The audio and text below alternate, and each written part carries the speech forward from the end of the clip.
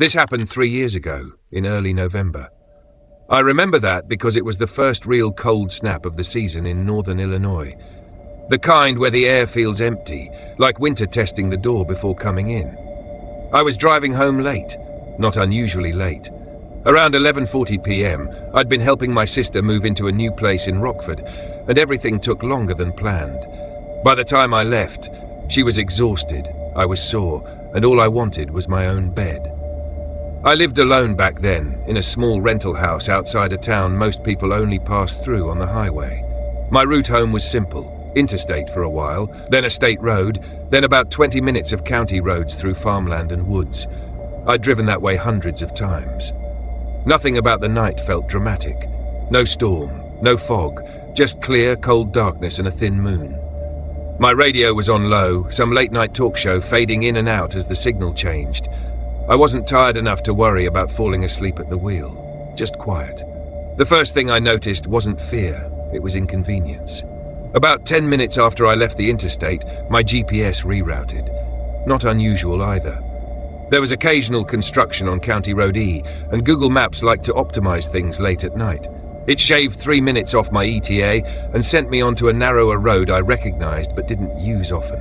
County Road K, 2 lanes. No shoulder in some stretches, trees crowding close on both sides. It cut through a patch of land that never got developed properly, even though Chicago was only a couple hours away. I hesitated for maybe half a second, then followed the turn. The road was empty. No headlights ahead or behind me. My high beams picked up reflectors on mailboxes and the occasional deer warning sign. Everything felt normal enough that I stopped paying attention. That's probably why I missed the first sign something was off. I drove for about 7 minutes without seeing a single side road. That stood out because I knew this area wasn't that isolated. There should have been at least one gravel turnoff, maybe a farmhouse driveway. I checked the speedometer, 45. Same as always. I checked the GPS, still moving. Blue line steady, no alerts. I remember thinking, must be farther than I remembered. Then I passed the same mailbox again. It was on the right side of the road. Bent post, red flag missing, white paint chipped so badly it looked grey. I noticed it because my headlights hit it at a weird angle, and for a split second it looked like something leaning toward the road. When I passed it the second time, I told myself I was mistaken. County roads can loop slightly. Maybe there was another mailbox that looked similar. People buy the same stuff at the same hardware stores. But then I saw the reflector nailed to the tree just past it. A single yellow square, crooked, with a crack down the middle. I remembered that reflector. I remembered thinking once that it was pointless because it didn't mark a curve or anything. I slowed down without meaning to. My hands tightened on the wheel. I checked the GPS again. The map still showed me moving forward, but the road name at the top didn't change. It just said County Road K like it always had. I didn't stop. I didn't turn around. I explained it away. Rural roads are confusing at night. You miss things. Memory fills in details wrong. I'd been moving furniture all day. I was tired. A few minutes later, I passed the mailbox a third time. That's when I turned the radio off. The silence felt heavier than it should have. I could hear my tires on the pavement, a soft hiss and the faint rattle of something loose in the trunk. The heater hummed steadily. I checked my phone. No service. 1 bar, then none. That wasn't unusual either. That area always had spotty coverage. I set the phone face down in the cup holder and kept driving. I told myself I'd missed a turn somewhere and the GPS was lagging. Or maybe there was a long straight stretch I'd never noticed because I usually drove it during the day. But the road started to feel wrong in a way that was hard to define. The trees felt closer. Not physically moving, just present. Their branches overlapped overhead in places, blocking the moon. My headlights tunneled forward, and everything outside that beam felt intentionally hidden. I realized then that I hadn't seen any wildlife. No deer, no raccoons, not even bugs hitting the windshield. I slowed to 40, then 35. That's when I saw the car. It was parked on the side of the road, half on the grass, half on the pavement. An older sedan, dark color, maybe green or blue. No lights on, no hazard flashes. Just sitting there. I felt a rush of relief that surprised me. Another person meant I wasn't alone. It meant this road connected to somewhere real. As I passed, I glanced over. The car was empty, no one in the driver's seat, no one in the passenger seat. The doors were closed, windows up, no movement inside. I didn't see a person standing nearby either. I slowed almost to a crawl, peering ahead and behind, expecting someone to step out or wave. Nothing happened. I passed the car and kept going. Less than a minute later, I saw it again. Same car, same position, same angle. Parked on the right side of the road. My stomach dropped. This time I stopped. I pulled over about 20 feet ahead of it, put the car in park, and sat there with my foot still hovering over the brake. My heart was pounding hard enough that I could feel it in my throat. I told myself the road must loop back somehow. Maybe I'd taken a circular detour without realizing it. It didn't make sense, but neither did anything else. I got out of the car. The cold hit me immediately, sharp, biting. I zipped my jacket up higher and looked around. The night was completely still. No wind, no distant traffic, no dogs barking, no hum of power lines, just silence so deep it felt like pressure. I walked toward the parked sedan, my boots crunching softly on gravel and dead leaves. My breath fogged in front of me. Up close, the car looked older than I'd thought. Early 2000s, maybe. Faded paint, small rust spots near the wheel wells. The license plate was from my state. I tried the door handle. Locked. I peered inside. The interior was clean but bare. No bags, no jackets, no fast food wrappers, nothing hanging from the mirror. The seats looked adjusted far back, like the driver was tall. I noticed then that the engine was cold. No warmth coming off the hood. This car hadn't just been parked. I stepped back, suddenly aware of how exposed I was standing in the road. My headlights cast long shadows into the trees, but beyond that, it was pitch black. I got back into my car and locked the doors. My hands were shaking as I put it back in drive. I didn't look in the rearview mirror when I pulled away. I drove faster than I should have. 55 on a road posted for 45. The curves came quicker, and I barely slowed for them. After about 5 minutes, I saw a sign. It was a standard green county sign, reflective, mounted on 2 metal posts. I almost laughed when I saw it. It read, County Road K, 7 miles. 7 miles to what? It didn't say. No town name, no direction, just the road I was already on. I passed it, my relief fading as quickly as it came. 7 miles from where? I'd already been on County Road K for at least 15 minutes. That's when I noticed the headlights behind me. They appeared suddenly bright in my rearview mirror, too close for comfort. I jumped slightly and eased to the right, expecting them to pass. They didn't. They stayed right there, matching my speed exactly. I sped up. They sped up. I slowed down. They stayed with me. I couldn't see the car itself, just the headlights. Old-fashioned yellowish ones, not the harsh white of newer models. They were set wider apart than normal, or maybe it just looked that way in the mirror. I told myself it was another driver who'd come up behind me. Maybe they were just being cautious, not wanting to pass on a dark road. But something about the way they held position felt deliberate. I made a sharp turn onto a gravel side road I hadn't noticed before, the tires skidding slightly. The headlights followed. Gravel sprayed. The road narrowed immediately, the trees closing in even tighter. My car rattled and bounced. I didn't know where this road went. I didn't care. I just needed to not be where I was. The headlights stayed right behind me, close enough that my interior glowed faintly from their light. I could feel panic rising now. Real panic. The kind that makes your chest ache and your thoughts scatter. I tried my phone again. No service. The screen glowed uselessly in my hand. The gravel road went on longer than it should have. No houses, no barns, no clearings, just trees and darkness. Then, without warning, the road ended. Not in a gradual way. It just stopped. Trees ahead. No turnaround. No gate. Just a dead end swallowed by woods. I slammed on the brakes. For a moment, everything was still. Then the headlights behind me went out. Total darkness. I sat there, frozen, my own headlights illuminating nothing but trunks and undergrowth ahead. My breath came fast and shallow. I waited for the sound of a car door, footsteps, anything. Nothing happened. After what felt like forever, but was probably less than a minute, the headlights came back on. But they were no longer behind me. They were in front of me, deep in the trees, not on a road, not aligned with anything. Just 2 points of light between the trunks at about chest height facing me. They didn't move, they didn't flicker, they just stayed there. I realized then that the lights weren't headlights at all. They were flashlights. 2 of them, held steady, perfectly still. My body reacted before my mind did.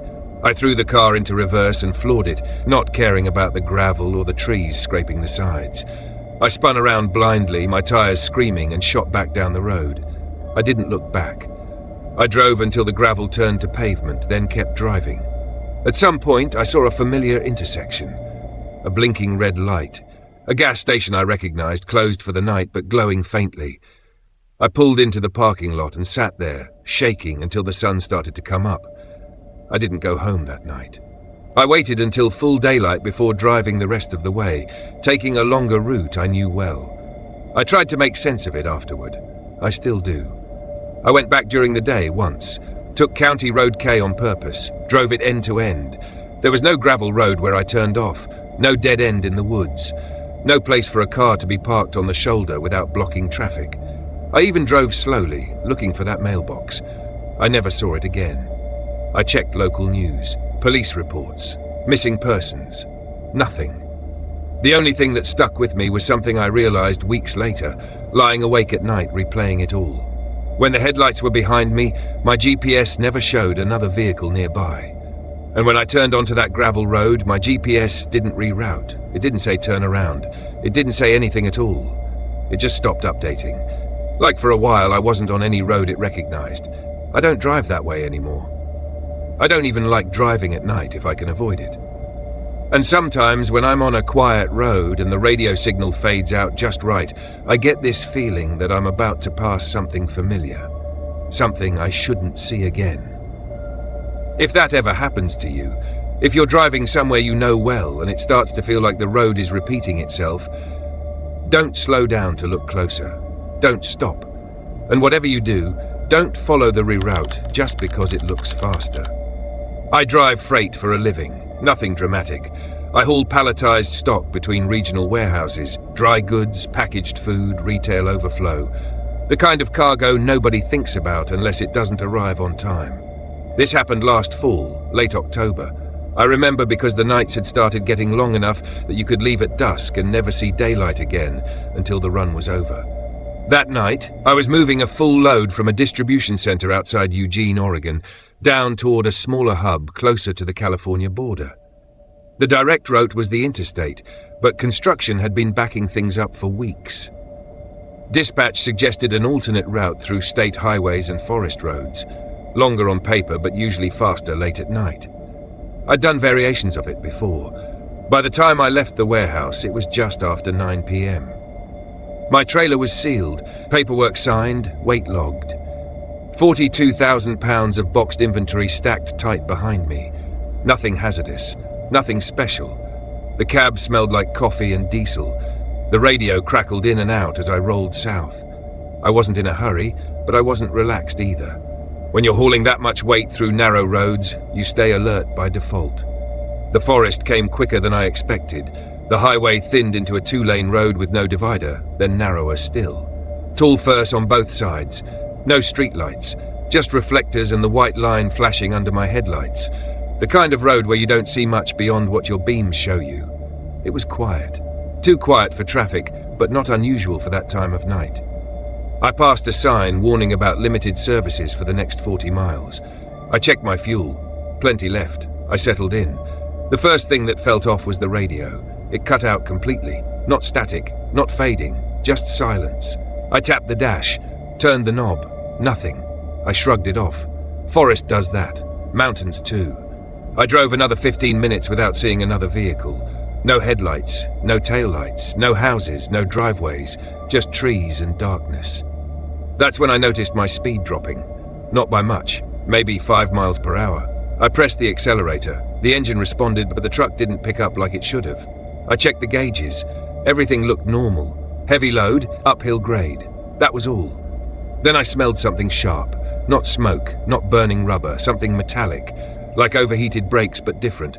I eased off the gas and let the truck coast. The smell faded. I told myself I was imagining it. A few minutes later, I saw lights ahead. Not headlights, stationary lights. Yellowish, low to the ground. I slowed automatically. As I got closer, I realized it was a pull-off area, not marked on my GPS. Just a widened shoulder with a gravel base. There was an old pickup parked there, driver's side door open, no one inside. I scanned the area as I passed. Didn't see a person. No flashlight, no movement. That bothered me more than it should have. You don't leave your door open on a cold forest road at night, not unless you're coming right back. I checked my mirrors. The pickup stayed behind me. I drove another mile. Then I saw the same pull-off again. Same gravel, same truck, same open door. This time I slowed almost to a stop. I looked at my GPS. The map showed a straight line. No loop, no turnaround. I rolled past, heart thudding a little harder now. I didn't want to stop. Not with a full load, not in the middle of nowhere. I kept going. The road felt narrower, the trees closer. My headlights seemed to end sooner than they should have, like the darkness was swallowing the light instead of reflecting it. I checked the time, 10:37 p.m. I drove for what felt like 10 more minutes without seeing anything new. Then I saw taillights ahead of me, red, steady, far enough that they didn't light the road much. Relief washed over me. Another driver meant the road was real, meant I wasn't stuck in some weird stretch of nothing. I eased up behind them, keeping a safe distance. The taillights didn't get closer. They stayed exactly the same distance away, no matter how my speed changed. I slowed to 35. They slowed. I sped up to 50. They sped up. I flashed my high beams once. Nothing. I tried my radio again. Still dead. I reached for my phone. No signal. The taillights drifted slightly to the right, like the vehicle was pulling over. I slowed, ready to pass. They disappeared. Not turned off. Not around a curve. Just gone. The road ahead was empty. My stomach tightened. I told myself they'd turned onto a side road I hadn't seen. Forest roads branch off everywhere. Still, my hands stayed tense on the wheel. A mile later, I hit a dip in the road. The truck lurched slightly, suspension groaning under the weight. I heard a loud bang from the trailer, like something shifting hard. I eased off and slowed, checking my mirrors. The trailer looked straight, no sparks, no smoke. Then I felt it. Resistance, like the truck was being held back, not dragging, not braking. Just heavy in a way that didn't match the incline. I pressed the gas, RPMs climbed. Speed barely did. My heart started pounding. I flipped on my hazard lights and pulled onto the shoulder as far as I could. Gravel crunched under the tires. The truck shuddered to a stop. I set the brake and sat there for a moment, breathing. I didn't want to get out. Every instinct told me to stay in the cab. But 42,000 pounds doesn't stop itself. If something was wrong with the trailer, I needed to know. I grabbed my flashlight and stepped down. The cold hit me immediately, sharp and damp. The forest smelled like wet dirt and pine. My hazard lights flashed orange against the trees. I walked back along the trailer, sweeping the beam along the tires and undercarriage. Everything looked normal, until I reached the rear doors. The seal was intact, but the doors were scratched. Deep, fresh scratches. Long lines running vertically along the metal, as if something had been dragged down them with force. I ran my hand over one. The metal was still warm. I stepped back, pulse racing. That's when I heard the sound. Footsteps. Slow, deliberate. Not on gravel, not on leaves, on pavement. I turned sharply, flashlight beam cutting across the road behind me. Nothing. The footsteps stopped. My breath came fast now. I told myself it was my own movement echoing. Sound travels weird in the woods. I turned back toward the cab. Then I heard it again. Closer. I backed up instinctively until my shoulders hit the trailer. "Hello," I called out. My voice sounded wrong, too loud, like it didn't belong there. No answer, just silence. Then a new sound, a low thud, from inside the trailer. Once, then again, like something heavy shifting its weight. I stared at the doors, my mind scrambling for explanations. Load shift, pallets settling, wood contracting in the cold. Except the sound came again. 3 times, evenly spaced. I didn't think anymore. I ran. I climbed back into the cab, slammed the door, locked it, and released the brake. I floored the accelerator. The truck lurched forward, engine roaring. The resistance was worse now. The speedometer crept up slowly, painfully. In the side mirror, I saw movement. Not clear. Just shapes near the back of the trailer. Too dark to define. Then the trailer lights flickered. Once, twice, they went out completely. My dashboard lit up with warnings. Sensors I'd never seen before flashed red. The engine sputtered. I yelled without realizing it. I forced the truck forward, heart hammering, knuckles white on the wheel. The road curved sharply ahead. I took it too fast, tires screaming in protest. The trailer swayed dangerously. Then the resistance vanished. The truck surged forward like it had been released. I nearly lost control. I didn't slow down. I drove blind, tears in my eyes from fear and adrenaline, until the trees thinned and the road widened. Lights appeared ahead. Real lights. Street lights. A small town. I rolled through a blinking yellow light and pulled into a truck stop without even thinking about it. I parked, shut off the engine, and sat there shaking. I didn't get out. I didn't look back. I called dispatch when my phone finally found signal. I told them something was wrong with the load, that I needed a safety check. They sent someone out. When they opened the trailer the next morning, everything was in place. Pallets strapped, no damage, no missing stock. The scratches on the doors were still there. No one could explain them. I quit that route after that. I still drive trucks, still haul loads through quiet places, but I don't take forest roads at night anymore. And if I ever feel that kind of resistance again, like the truck is carrying more than it should, I won't stop to check. I'll keep driving, because whatever was back there that night wasn't trying to get out. It was trying to stay with me. I used to do rideshare driving on the side. Nothing full-time, just nights and weekends when I wanted extra cash. This was a few years ago, back when it still felt relatively safe if you were careful and didn't work the worst hours. This happened during one of the last weeks I ever drove. It was a Thursday night in late September. Not a weekend rush, not dead either. Cool enough to have the windows cracked, warm enough that fog hadn't started rolling in yet. Around 10:30 p.m., I accepted a ride request that popped up a little farther out than usual. Pickup location, a grocery store parking lot near the edge of town. Drop-off, an address about 40 minutes away past the suburbs, heading toward a wooded area I knew mostly for having hiking trails and a few scattered neighborhoods. The fare was good, better than average. Long ride bonuses kicked in after midnight, but even before that, this one looked worth it. I hesitated for a second.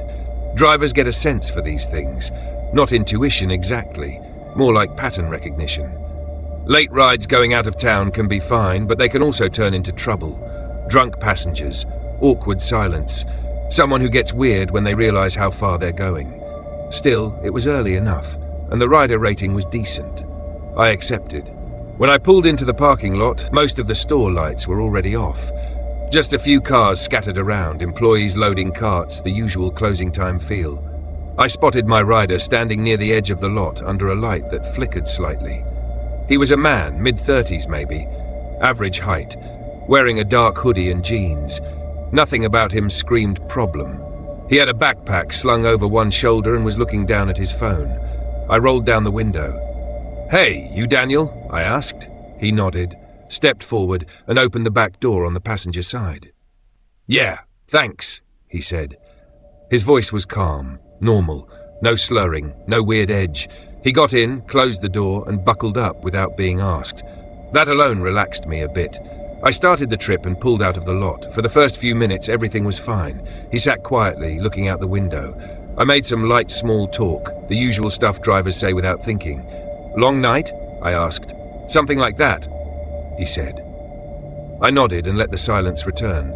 As we left the more populated area, the streetlights thinned. Houses gave way to darker stretches of road, then clusters of trees. The navigation app recalculated and sent us onto a state road that cut through a large wooded area. I'd driven it before. 2 lanes, no median, no shoulder in places, fine during the day. A little eerie at night, but nothing extreme.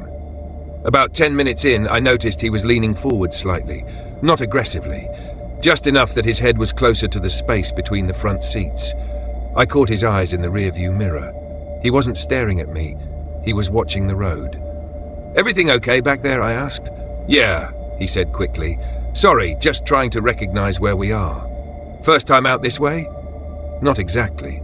The way he said it was odd, like he'd stopped himself from saying more. I didn't push. A few minutes later, my phone buzzed. A notification from the app. Route updated. It added about 6 minutes to the trip, rerouting us onto a narrower road that branched off the main one. I frowned, but traffic data showed construction ahead, so it made sense. I took the turn.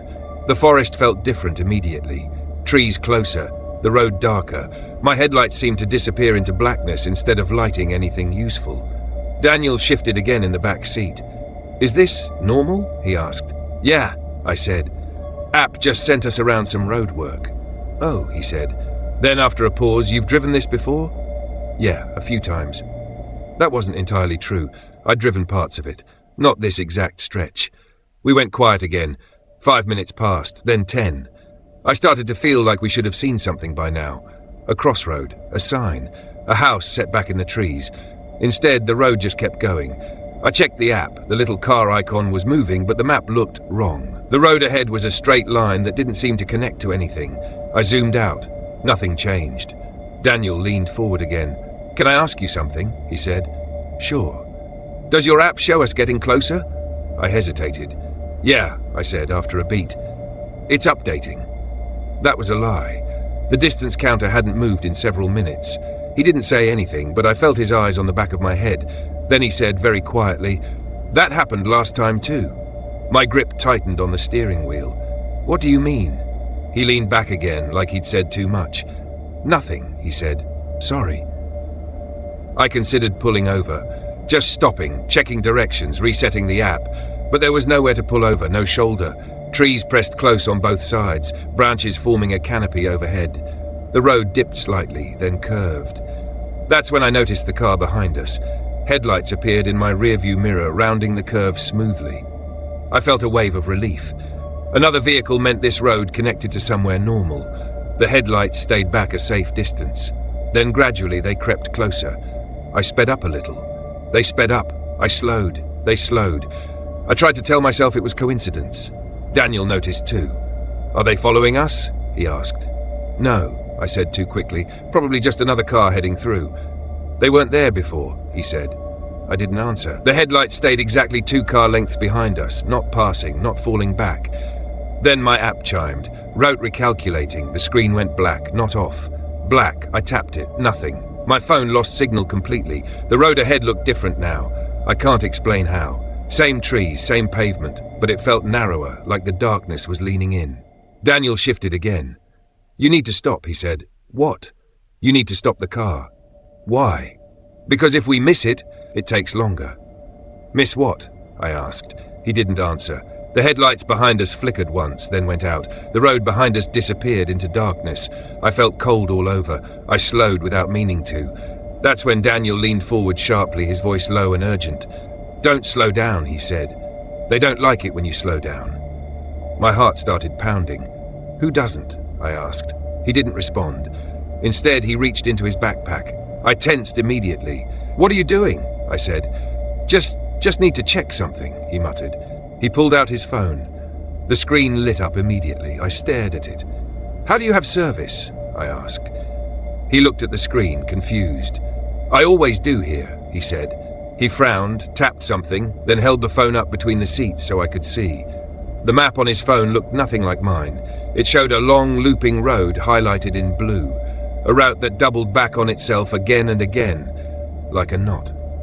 "We're almost at the turn," he said. "There is no turn," I said. "I don't see anything." "You won't," he said. "Not until it wants you to." That was when the headlights came back on, right behind us, closer than before. I felt trapped.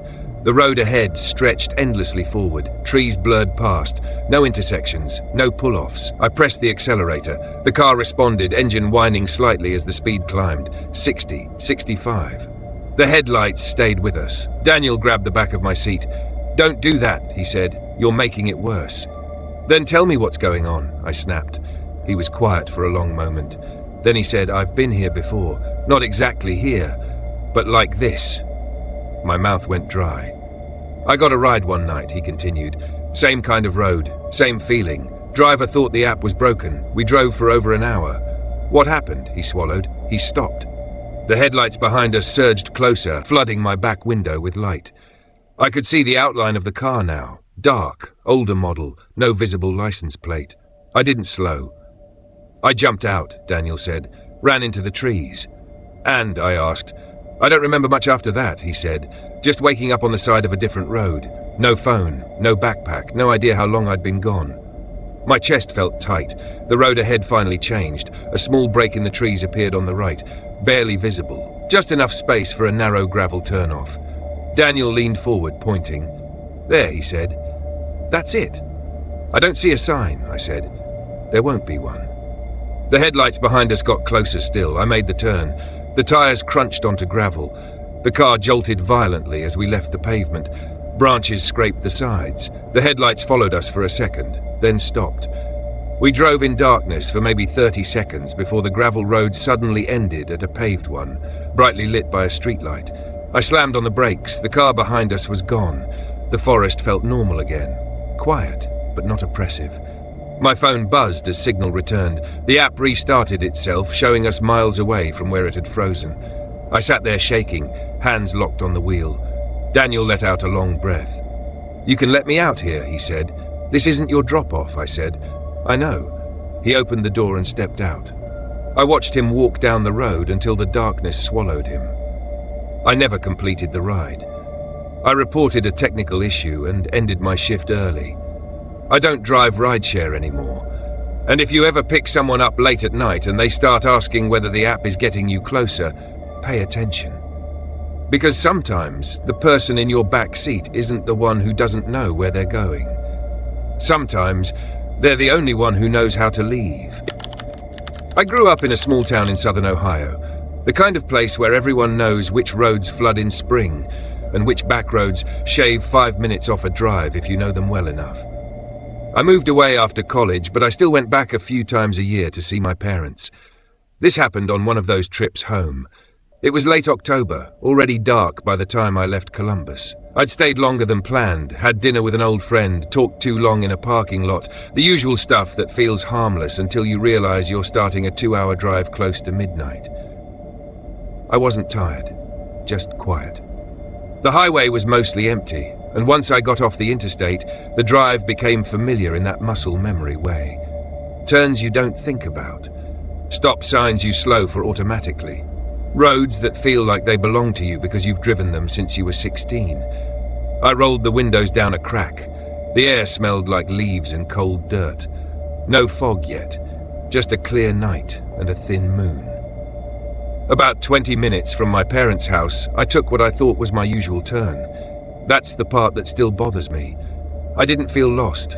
I didn't hesitate. I turned the wheel without thinking, the same way I had 100 times before. But almost immediately, the road felt wrong. Not in a dramatic way, just off. The pavement was rougher than I remembered, the trees closer, the reflectors spaced farther apart. I told myself it had been a while. Counties repave roads, cut trees, things change. The radio lost signal right after the turn. Not static, just silence. I reached to adjust it, then stopped. I didn't really want noise. I drove on. 5 minutes passed, then 10. I should have hit the old covered bridge by then. Or at least the farm with the rusted silo that leaned like it was about to fall over. Instead, there was nothing. No houses, no mailboxes, no side roads. Just a narrow 2-lane road threading through woods that seemed thicker the farther I went. I slowed down. That's when I noticed the sign. It was one of those small green county signs, reflective but faded, the kind you only see on rural roads. It said, "Township line, no town name." No arrow, just that. I frowned but kept driving. A minute later, I passed the same sign again.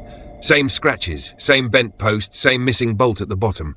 I actually laughed out loud, a short, nervous sound. "Okay," I said to no one. "That's weird." I checked my GPS. The map showed me moving, but the road name at the top didn't change. It just said County Road. No letter, no number. I tapped the screen. It froze. I didn't panic. Not yet. I told myself the signal was weak, that the app would catch up. Then I saw headlights ahead of me. Relief hit me harder than I expected. Another car meant I wasn't alone. Meant this road connected to something real. As I got closer, I realized the headlights weren't moving. They were parked. A car sat on the shoulder facing the opposite direction. Its headlights were on, pointed straight at me. High beams, judging by the glare. I slowed, squinting.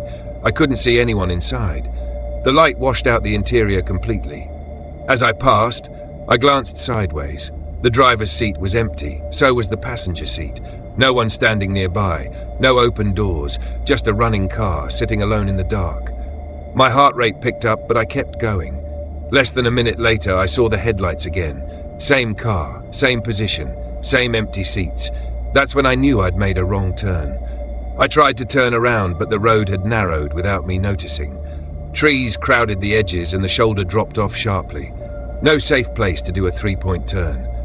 I kept driving, telling myself I'd find a wider spot. The road curved gently, then straightened. I passed the township sign again. My mouth went dry. I started paying attention to details, little things. The way the road markings looked freshly painted in some places and completely gone in others.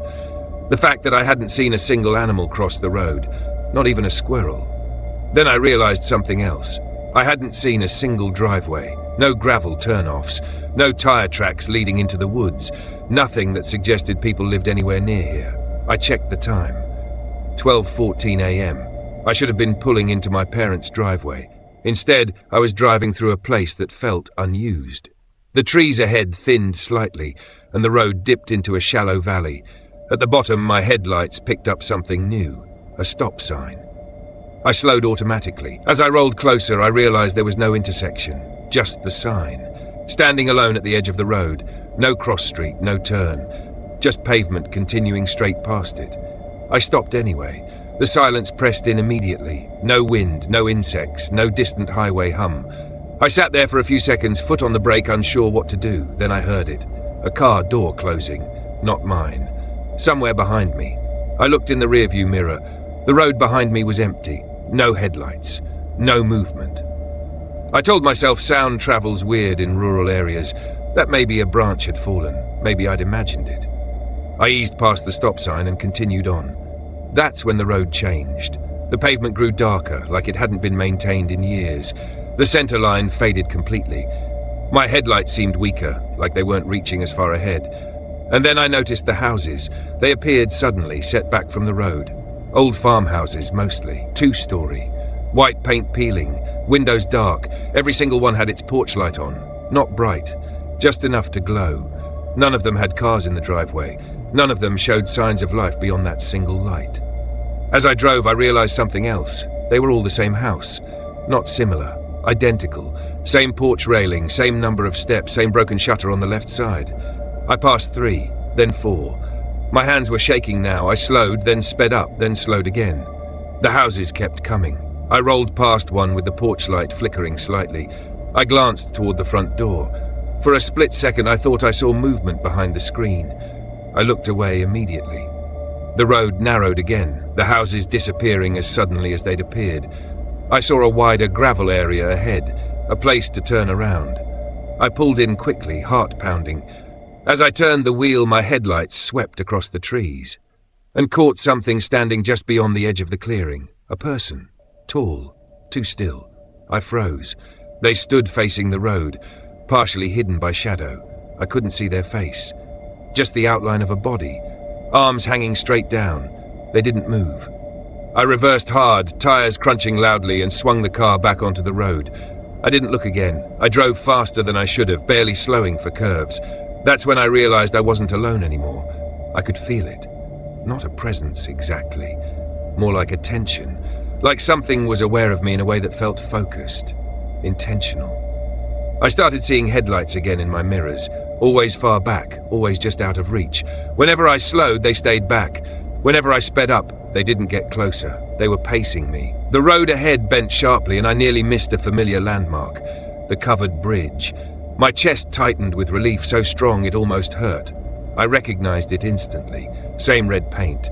Same graffiti carved into the beams. Same shallow creek running underneath. I slowed, heart hammering, and drove across. On the other side, the road widened. Reflectors appeared. A mailbox stood at the edge of a gravel driveway. My phone buzzed. Signal. My GPS snapped back to life, rerouting immediately.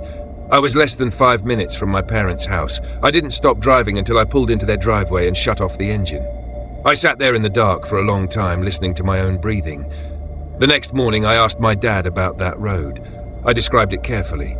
The turn, the woods, the bridge. He frowned. "There's no road like that where you turned," he said. "You'd have ended up on Miller Road. That's a dead end, been that way for years." I drove out there with him in daylight. The turn I remembered was there. But it led to a short gravel road that ended at a locked gate less than half a mile in. No township sign, no houses, no covered bridge. I don't know where I went that night. All I know is this.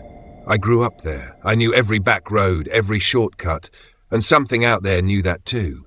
Because it didn't chase me, it let me leave.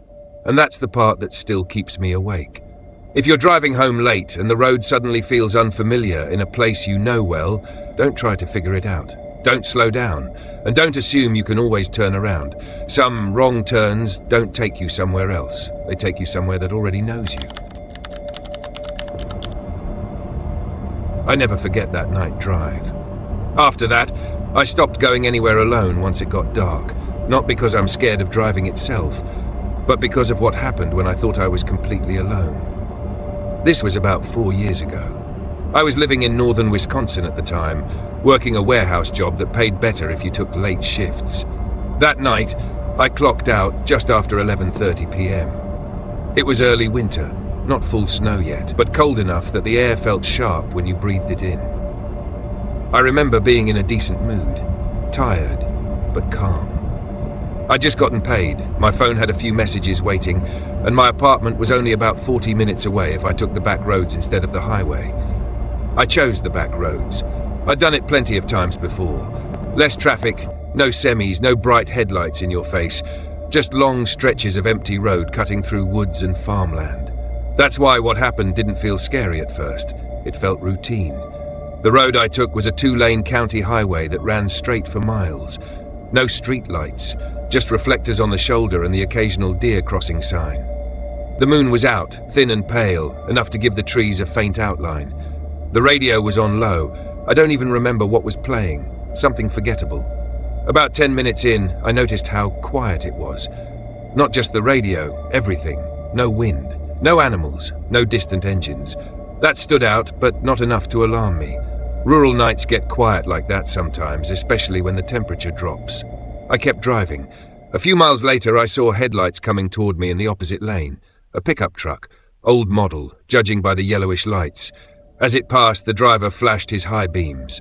Just once, not aggressively, more like a warning. I frowned but shrugged it off. Maybe there was a deer ahead, or a cop.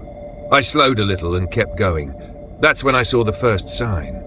It was one of those temporary orange signs, the kind you see for roadwork. It stood crooked on the shoulder, reflective paint catching my headlights. It read, "Road closed ahead." I slowed again. That didn't make sense. I drove this road 3 or 4 times a week. There hadn't been any construction here. I scanned ahead, expecting cones or barriers. Nothing. No flashing lights, no equipment, just empty road disappearing into darkness. I considered turning around, but I figured the sign might have been left behind by mistake. It happens more than you'd think. I drove past it.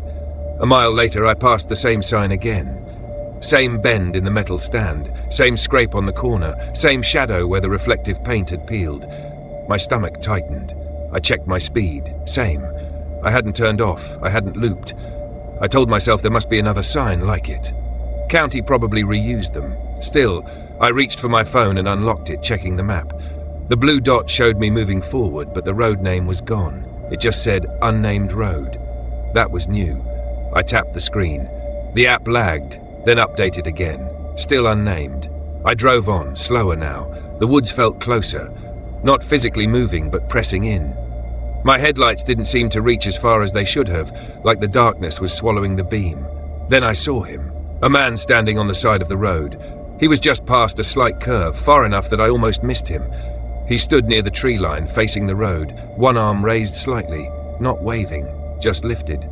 I slowed instinctively. He wasn't dressed like a hiker or hunter.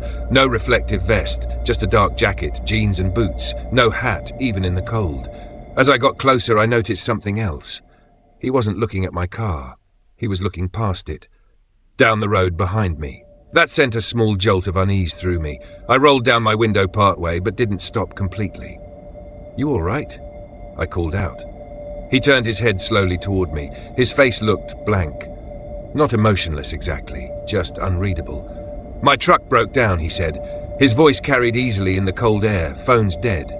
I glanced behind him, scanning the road.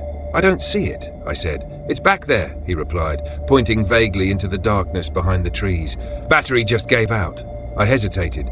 Everything about the situation felt slightly wrong, but nothing was obviously dangerous. He wasn't aggressive.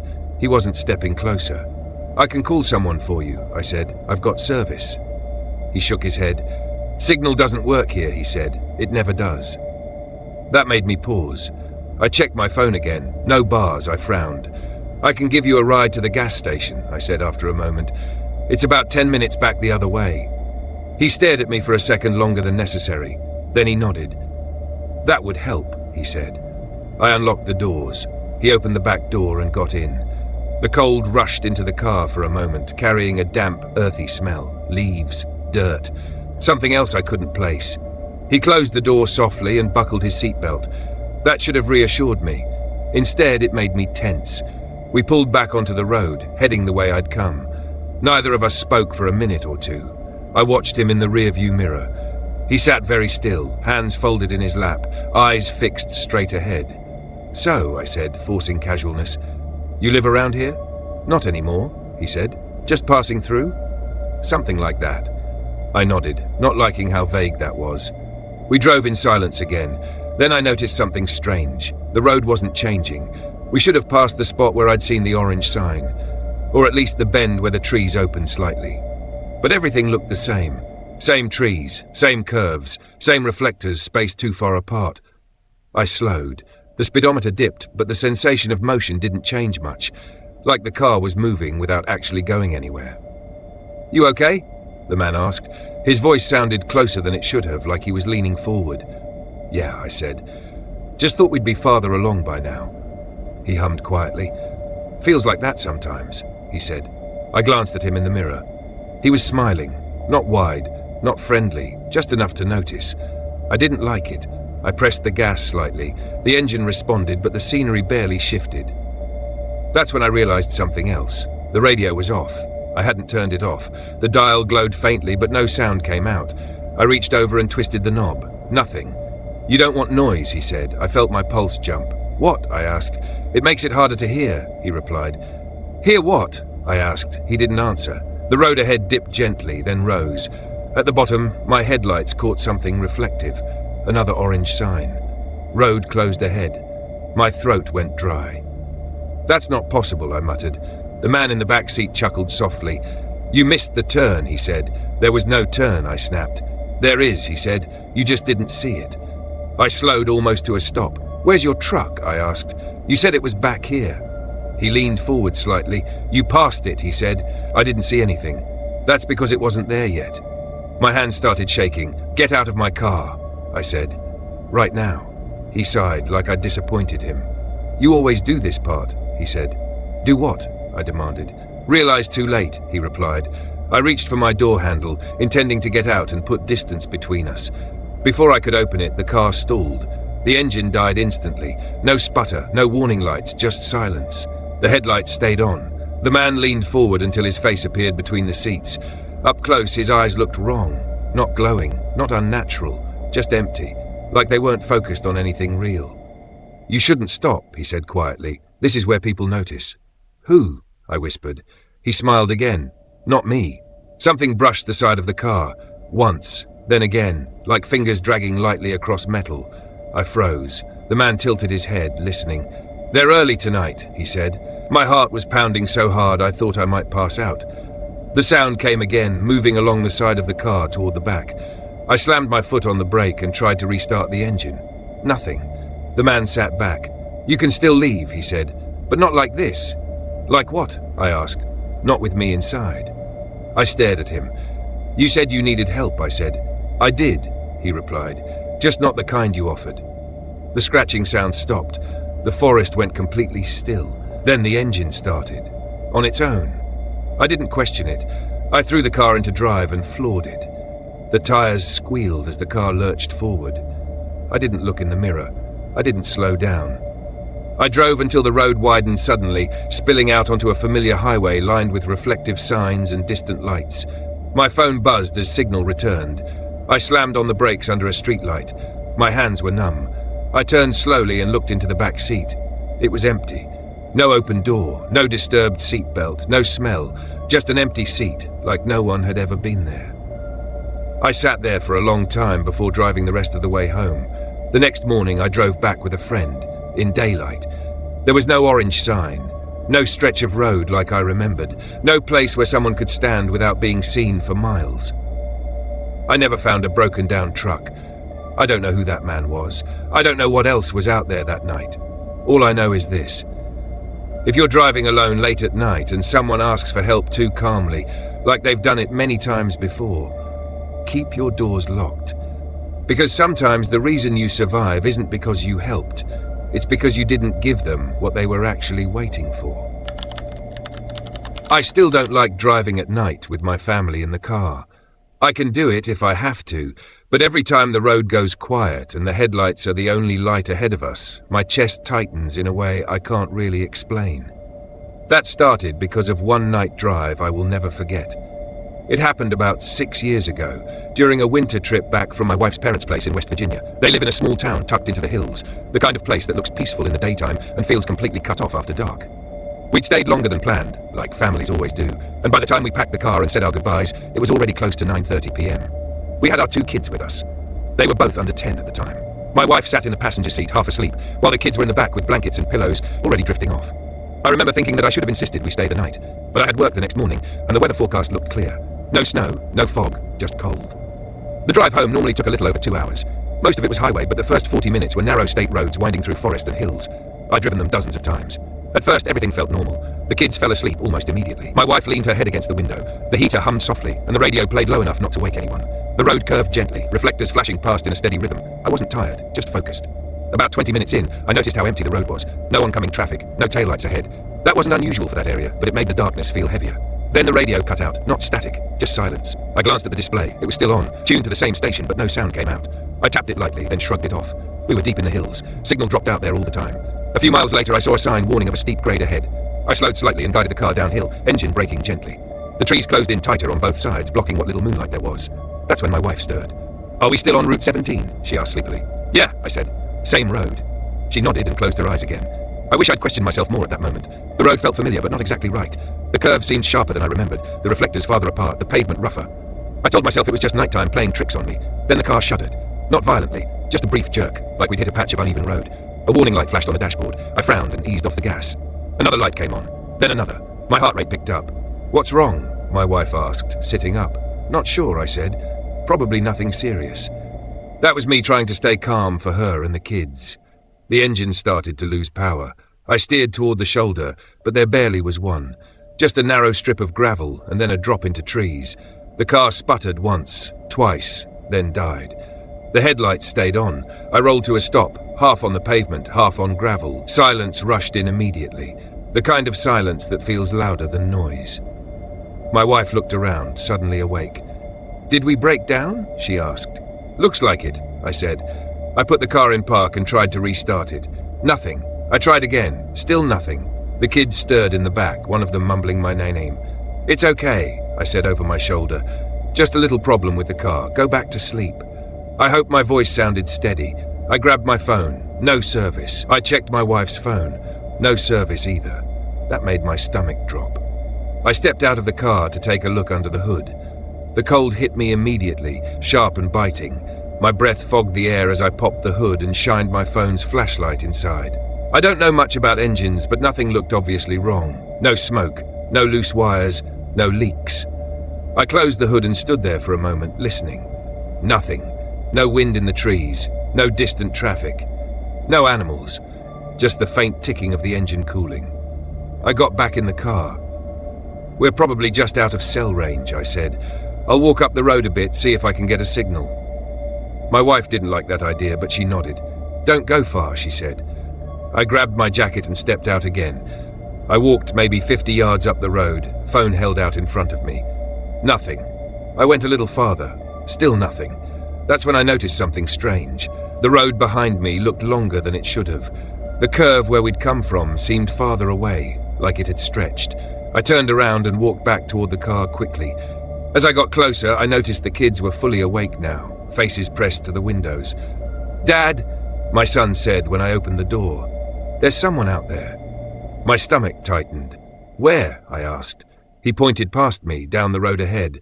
I turned slowly. At first, I didn't see anything. Then I noticed a light.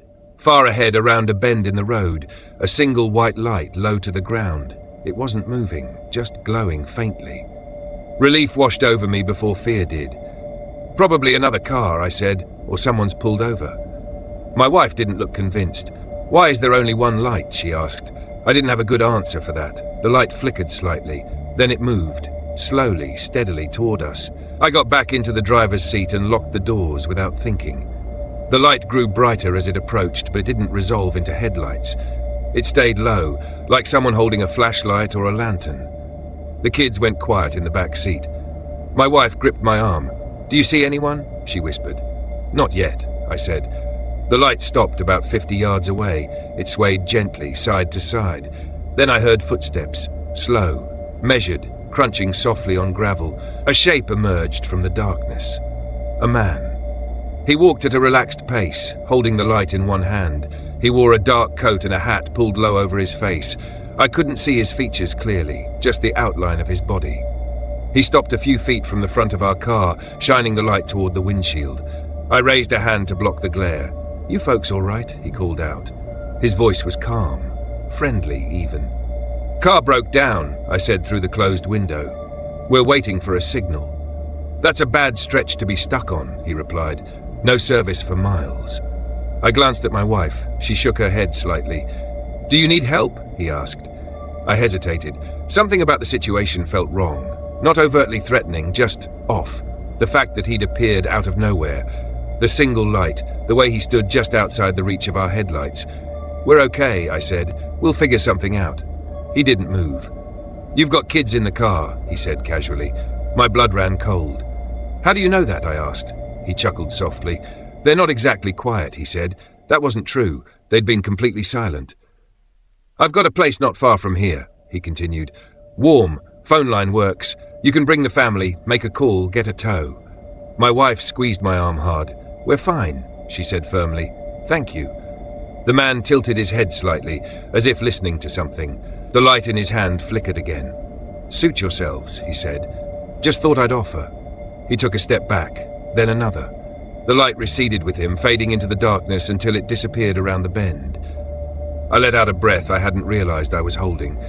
"That was weird," my wife said quietly. "Yeah," I agreed, "but maybe he was just trying to help." I didn't believe that. 10 minutes passed, then 15. The road stayed empty. No other cars, no sounds. I tried the engine again. It started. Just like that. No hesitation, no warning lights. I stared at the dashboard, stunned. "Did you do something?" my wife asked. "No," I said. "It just started." I didn't wait. I put the car in drive and pulled back onto the road. As we rounded the bend where the man had disappeared, my headlights swept across the shoulder. There were no footprints, no tire tracks, no sign that anyone had been there. We drove the rest of the way home without incident. Once we hit the highway, everything felt normal again. Cell service returned. The radio came back on. The kids fell asleep. None of us talked about it. The next day, I took the car to a mechanic. They couldn't find anything wrong. No record of an engine fault. No stored error codes. Nothing. I asked a local friend about that stretch of road, describing where we'd broken down. He went quiet. "That's a bad spot to stop," he said eventually. "Couple accidents there over the years. People say there's someone who lives back in those woods, comes out at night when cars stop." "What kind of someone?" I asked. He shrugged. "Just someone. Folks say he waits." I don't know if that's true. I don't know who that man was, or why my car died when it did, or why it started again only after he left. All I know is this. That night, with my family trapped on a dark highway, I felt watched in a way I'd never felt before. Like something had noticed us, measured us, and decided we weren't worth the trouble. That's why I don't drive alone at night anymore if I can help it. And if my car ever dies on a quiet road again, I won't get out. I won't go looking for lights. Because sometimes the light you see in the darkness isn't there to help you. It's there to let something know you've stopped. I don't consider myself reckless.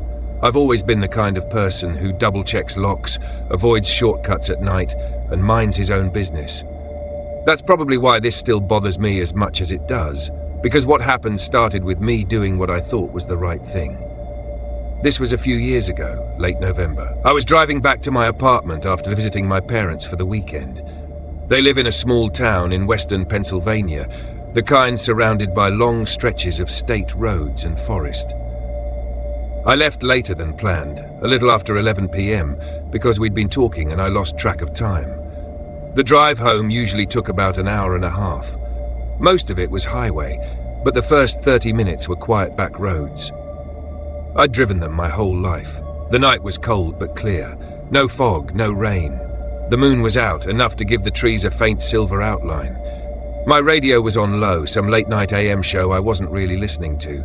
Everything felt normal.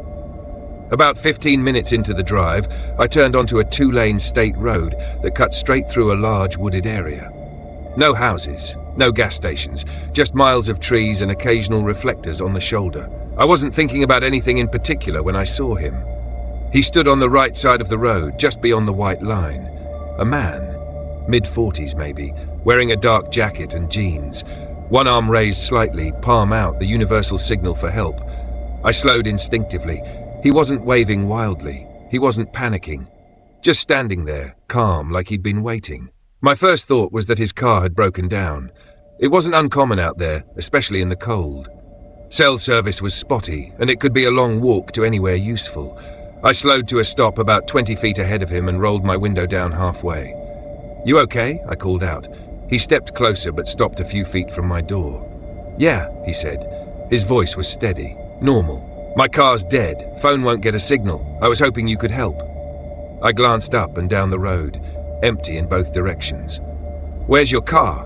I asked. He pointed back the way I'd come. "About a mile down. Wouldn't start again after I pulled over." I hesitated. Every warning story you hear runs through your head in moments like that. Late night, isolated road, stranger asking for help. But he didn't seem aggressive. He wasn't trying to get into the car.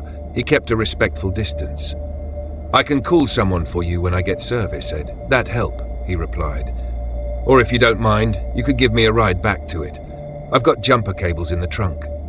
Well, I thought about it. Leaving him there didn't sit right with me. It was cold, and he'd said his phone was dead. I figured if I stayed alert and didn't let him in the front seat, I'd be fine. "All right," I said finally. "You can hop in the back." "Thank you," he said, and actually sounded relieved. He opened the rear passenger door and got in, closed it gently, buckled his seatbelt without being asked. That small detail made me relax a little.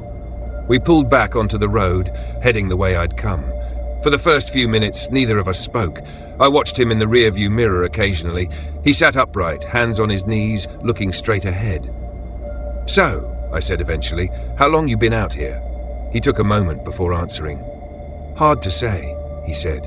"Feels longer than it probably is." "Cold night to be stranded," I said. "Yeah," he replied. "Nights get quiet out here." There was something about the way he said that, like he wasn't just talking about the lack of traffic. We drove another mile. I slowed, expecting to see his car on the shoulder. There was nothing. I frowned slightly and kept going. "Are you sure it was about a mile?" I asked. "Yeah," he said, "pretty sure." Another minute passed, still nothing. I slowed more, scanning the sides of the road. "You might have passed it," he said. "I don't think so," I replied. "There's nowhere to pull over back there without blocking the road." He didn't respond. I checked my mirrors. His eyes met mine in the rear view, then dropped away. The silence stretched. I felt uneasy now, but I couldn't quite explain why. Nothing overt had happened, just a series of small things that didn't line up. I drove another half-mile and finally slowed to a stop. "I don't see it," I said. "You sure this is the right stretch?" "Yes," he said immediately, too quickly. "It should be right around here." I put the car in park. The engine idled softly. The forest around us felt thicker now, darker. My headlights illuminated the empty road behind us. I turned slightly in my seat. "You want to take another look?" I asked. "That won't be necessary," he said. Something in his tone made my chest tighten. "Why not?" I asked. "Because this is far enough," he said quietly. Before I could process that, I heard the click. Not from my door, from his. The rear passenger door unlocked. My heart jumped. "What are you doing?" I asked, my voice sharper now. He didn't answer. Instead, he leaned forward, his face coming just into the edge of my peripheral vision. Up close, I noticed details I hadn't before. Dark circles under his eyes, skin that looked almost grey in the dashboard light, and a smell. Faint but wrong, like damp fabric and old metal. "You shouldn't stop on this road," he said. "People notice." I swallowed. "I'm taking you back to where I found you," I said. "You can get out there." "That won't help," he replied. My hands tightened on the steering wheel. "Get out of my car," I said. For a long moment, he didn't move. Then he chuckled softly. "Always the same," he said. "Someone stops, someone gets out, someone thinks they're helping." "What are you talking about?" I demanded. He leaned back again, but he didn't unbuckle. "I wasn't supposed to get in," he said. "You were supposed to get out." The words hit me harder than any shout could have. I reached for my phone, sitting in the cup holder, no signal. The screen glowed uselessly. "I'm serious," I said, forcing my voice steady. "Get out, now." He tilted his head slightly. "You already did," he said. My stomach dropped. "What does that mean?" I asked. He didn't answer. Instead, he opened the door. Cold air rushed in, carrying the smell of wet leaves and dirt. I slammed the car back into drive and hit the gas. The door slammed shut as the car lurched forward. I didn't look back. I drove fast. Too fast. The road blurred as my headlights carved a narrow tunnel through the dark. My heart hammered so hard I thought I might black out. I glanced in the rearview mirror. The back seat was empty. I nearly lost control of the car. I swerved slightly, corrected, and forced myself to keep going. I pulled over at the first well-lit gas station I saw, tires screeching slightly as I stopped. I jumped out, hands shaking, and yanked open the back door. Empty. No sign anyone had been there. No warmth in the seat. No scuff marks. No smell. I stood there under the fluorescent lights, breathing hard, trying to convince myself I'd imagined it. Stress. Fatigue. Late-night paranoia. I didn't sleep much when I got home. The next morning, curiosity got the better of me. I drove back to the spot where I'd picked him up. There was no one there. No broken-down car. No footprints on the shoulder. Nothing disturbed in the leaves. I checked local news, police reports. Nothing about a stranded man. Nothing about incidents on that road. A few days later, I told a coworker about it, half laughing it off. He stopped smiling partway through. "You know," he said slowly, "my cousin had something like that happen. Same road. Guy asking for help. But when he stopped, the guy tried to get him out of the car." "What happened?" I asked. "He drove off," my coworker said. "Later found out there'd been a couple of assaults out there, people using fake breakdowns to lure drivers." That explanation should have comforted me. It didn't, because no one could explain how he got out of my car without opening a door, or why there was no trace of him ever being inside. I don't stop for people on the road anymore. Not at night. Not anywhere remote. And if you ever see someone standing too calmly on the side of a dark road, asking for help like they've done it many times before, don't assume they're waiting for you. Sometimes they're waiting for the moment you step out of your car. And sometimes the only reason you make it home is because you didn't.